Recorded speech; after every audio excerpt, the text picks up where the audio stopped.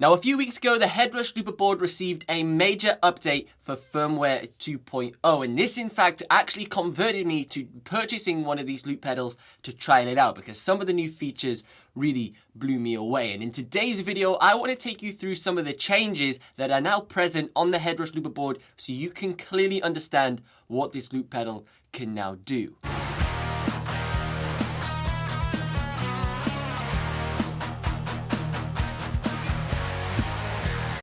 Now, the most notable change is the UI, the user interface. As you can see on the touchscreen, it's totally been redesigned to previous HeadRush Looperboards, and this is 100% for the better. It's super intuitive in its current state. You can easily find and navigate through all of the menus and switch out the settings that you want. Now, some of my favorite things that have been changed on the HeadRush Looperboard's UI is inside of the default view here, which is timeline view. And the first thing let's talk about is actually the track information over here. Now, on the tracks, previously you just basically had your track name. So it would be like track 1, track 2, or whatever you clicked on it and renamed it to, vocals, drums, etc.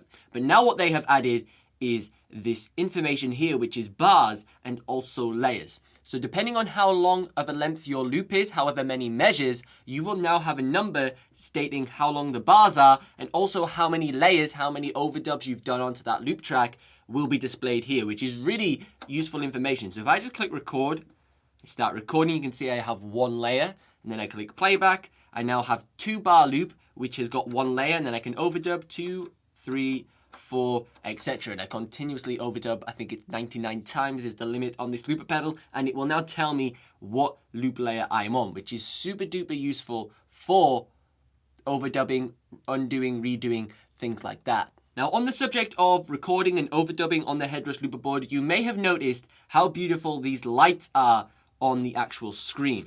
Now, previously on the HeadRush Looperboard, it did display colors depending on what you were doing, but it only would illuminate the text. So for example, if you were playing a track, track 1 would light up green, and then the rest of the screen would remain gray. Well, now what they've done is they've now created a beautiful sort of progress bar that displays a particular color.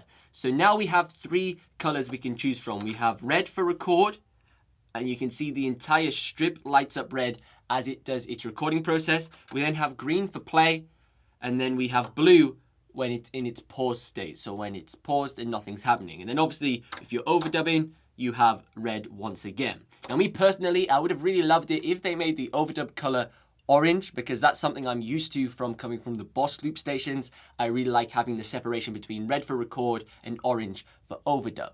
Now, 2 other key changes inside of timeline view is this little icon here and this icon located in the bottom right. Now, let's first talk about the bottom right. So if we click this button, this is a shortcut into the looper mode settings. So this allows us to change the state of the loop pedal, how it operates depending in which mode it's in. And I actually go through each individual mode in detail in the link in the description down below in my HeadRush Looperboard guide. So be sure to check that out if you want to learn more about your HeadRush Looperboard.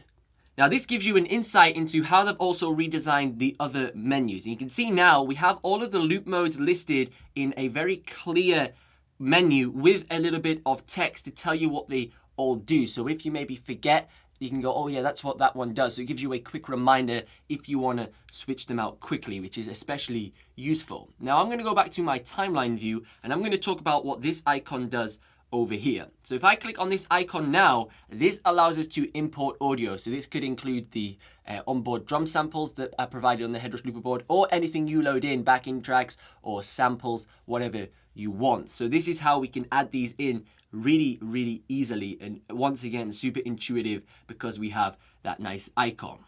Now, something that has changed from a performance perspective is actually how the record, play, overdub foot switches operate. So I believe on the previous HeadRush Looperboard, we obviously had our record, play, dub foot switches, and we had our stop and undo switches. And with the stop and undo switches, we could play a track and also stop a track. And then obviously with these record switches, we would record our loops and overdub, and we can obviously also play our tracks.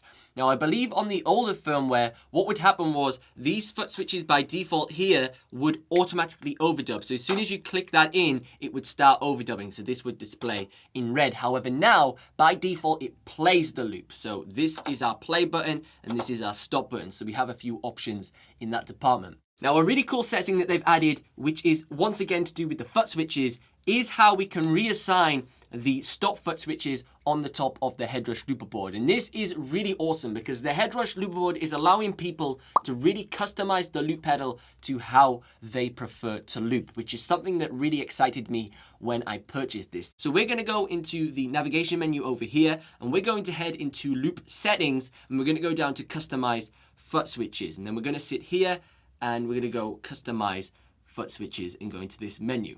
Now, me personally, I think HeadRush could have made this menu look a little bit better because it is very overwhelming on the surface and you think, what on earth is this going to do? But I'll quickly break down what you can do with this. Now, by default, obviously track 1 through to 4, stop foot switches, stop and start the loop track. You can click stop and you can click again to start a loop track. Well, what we can do is we can actually reassign these to do something totally different. And let's say, for example, on track 1, we want to change out this foot switches function. So we're going to click on this menu here, and we can choose a variety of options inside of this menu. So we've got things like the fade, effects on and off, reverse, peel, double speed, half speed, clear, whatever you may wish to choose. Now I'm going to go for a clear in this demonstration, and we'll do the same on track 2 as well. So we'll click the drop down menu and we'll click a clear button. Now let's exit back out to our timeline view. Let's just import some random audio for demonstration purposes. And now what will happen is these foot switches will clear these loop tracks. So for example, you can see it clears loop track 1.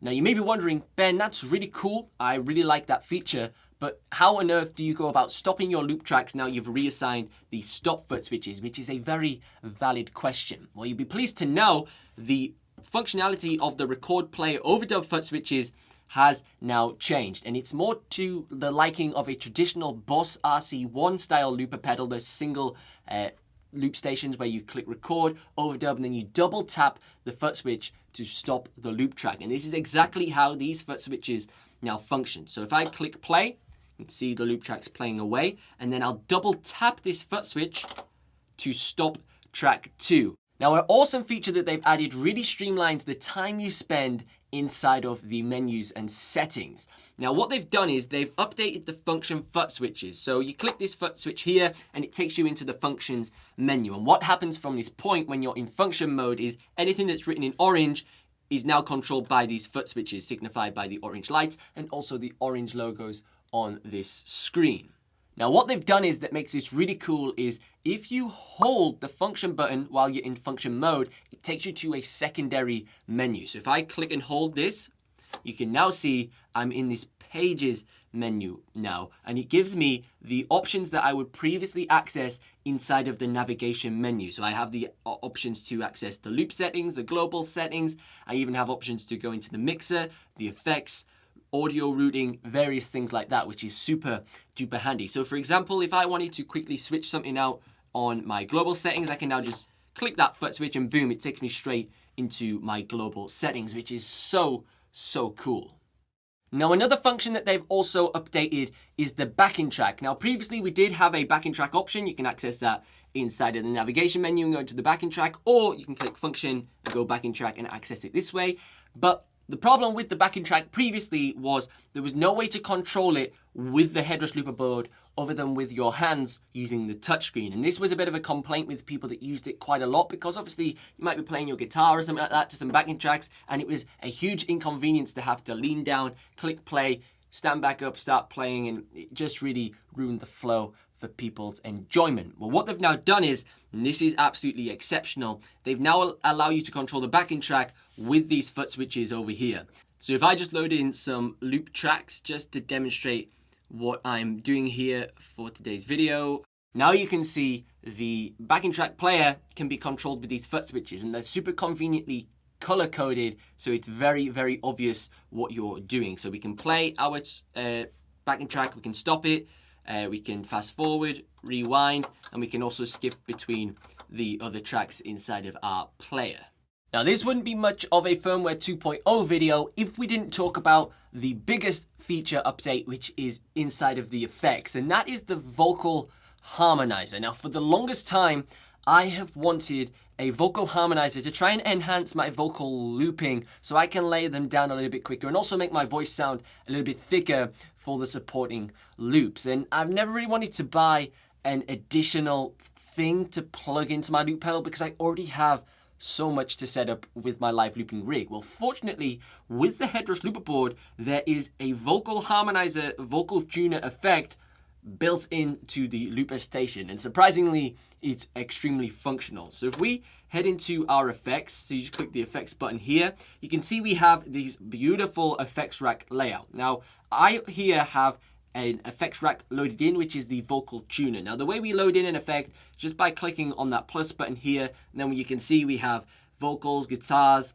all sorts of different things to choose from. Now, we're going to go for the vocal tuner because this has the harmonizing functionality built inside of it. Now, inside of this effects editor, we have the option to choose some presets. So you can see there's loads of different presets we can choose from, all giving us different types of harmony styles, which is really, really cool. This is just the default one, which is loaded in. Now, we have a harmonizer over here, and we can have it in auto mode, which it currently is in, so it'll try its best to detect the scale that I'm singing in just by singing into the microphone, things like that.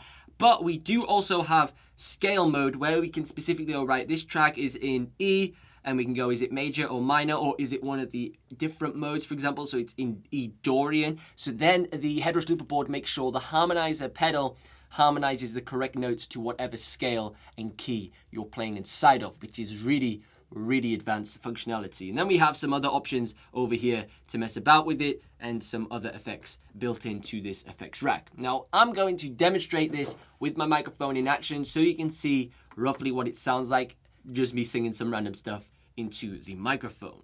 This is a test of the HeadRush Looperboard. I hope it sounds good.